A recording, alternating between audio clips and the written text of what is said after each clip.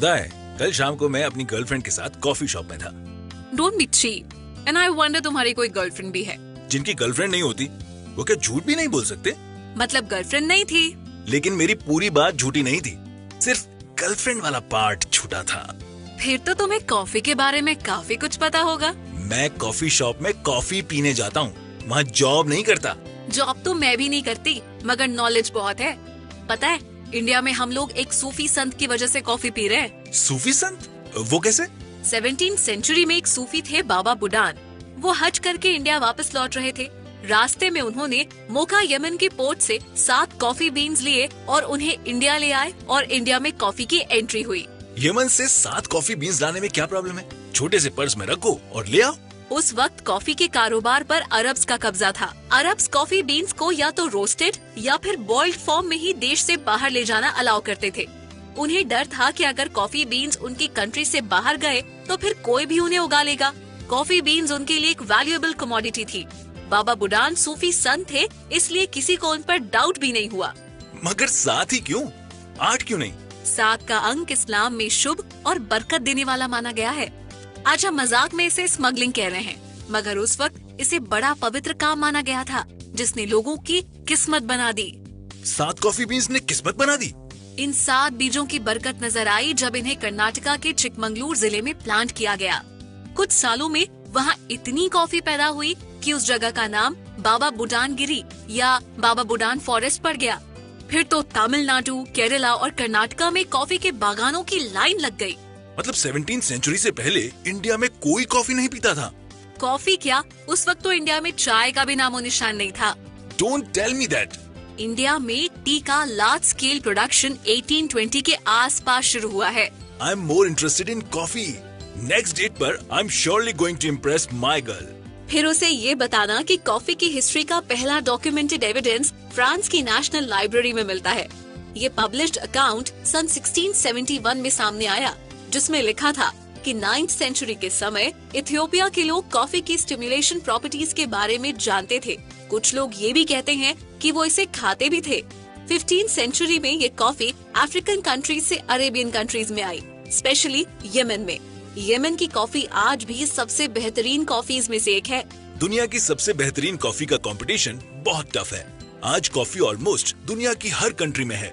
अरब के सूफी संत रात को कॉफी पीते थे क्योंकि इससे उन्हें प्रेयर्स के वक्त नींद नहीं आती थी। कॉफी नींद भगा देती है, ये बात सबसे पहले किसने डिस्कवर की थी? 9th सेंचुरी में इथियोपिया में रहने वाले काल्दी नाम के माली ने पहली बार डिस्कवर किया कि कॉफी बीन्स को खाकर उनकी बकरियां एनर्जेटिक हो जाती हैं। कॉफी को सबसे पहले बकरियों ने डिस्कवर किया? ऐसा कुछ लोग कहते हैं। ह्यूमंस को कॉफी से कोई फायदा है, ये पहली बार मोका यमन में देखा गया। कैसे? यहाँ उमर नाम के हकीम थे जो कुछ मरीजों को कॉफी पिलाते थे और मरीजों को फायदा होता था। ब्रिलियंट!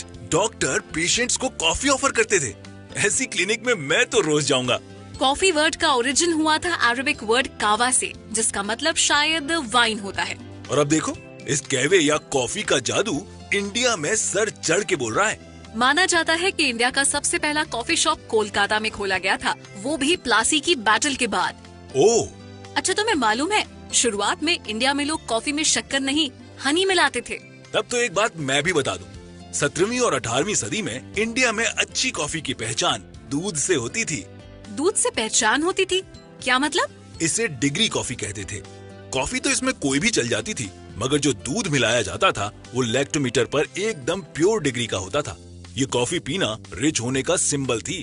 1670 के बाद तो इंडिया में कॉफी बागान अमीर होने का सिंबल बन गए थे। मेरे पास 5 कॉफी के 5 बागान हैं। क्या है तुम्हारे पास? मेरे पास 2 बाल्टी भर के कॉफी रस्ट है। Coffee rust? ये क्या भला है? 1870 में कॉफी के बागानों में फंगस फैल गई, जिसने बागानों को बर्बाद कर दिया। उसके बाद सन 1915 में इंडिया का coffee research centre Chikmagalur district में शुरू किया गया। कॉफी ने एक बार फिर से बाउंस बैक किया 1940 में, जब south Indian filter coffee develop हुई। ये उसी अमीरों वाली कॉफी जैसी थी, मगर इसमें थोड़ा फर्क था। इसमें 70 से 80% रोस्टेड कॉफी बीन्स और 20 से 30% चिकरी थी। इस नए कॉफी ब्लेंड ने इंडिया में कॉफी को नई लीज ऑफ लाइफ दे दी। मतलब कॉफी एक बार फिर से चाय के साथ रेस में वापस आ गई। यस, इंडियन कॉफी के बागानों ने 1970 आते आते एक इंडस्ट्री खड़ी कर दी और उसके बाद इंडियन फिल्टर कॉफी पीना साउथ इंडियन लोगों के लिए डेली रूटीन बन गया। करेक्ट। 1936 में इंडिया में मुंबई में इंडियन कॉफी हाउस के रेस्टोरेंट चेन का पहला कॉफी हाउस खुला और फिर केरला और कोलकाता में भी इसकी ब्रांचेस आई। रियली? 1942 में इंडिया के सारे छोटे बड़े कॉफी मैन्युफैक्चरर्स को एक साथ लेकर एक बॉडी बनाई गई, कॉफी बोर्ड ऑफ इंडिया, जो कॉफी के डेवलपमेंट के लिए काफी काम कर रहे हैं। इंटरेस्टिंग। किस तरह का डेवलपमेंट? सोचो, अकेले इंडिया में 1,71,000 से ज्यादा कॉफी के बागान हैं, जिनमें 9 लाख एकड़ से ज्यादा जमीन पर कॉफी की पैदावार होती है। जो स्टोरी 7 कॉफी बीन से शुरू हुई थी, वो आज यहाँ आ गई है, जब इंडिया वर्ल्ड का 6th लार्जेस्ट कॉफी प्रोड्यूसर है, जहाँ दुनिया की 4% कॉफी का प्रोडक्शन होता है। तो क्या हुआ? सारे वर्ल्ड में एक साल के अंदर लोग तकरीबन 4 बिलियन कप कॉफी पी जाते हैं, और इन 4 बिलियन कप्स में से 2 कप हम दोनों अभी पीने वाले हैं। So it's time to take your leave. So have a nice time and have a nice cup of coffee.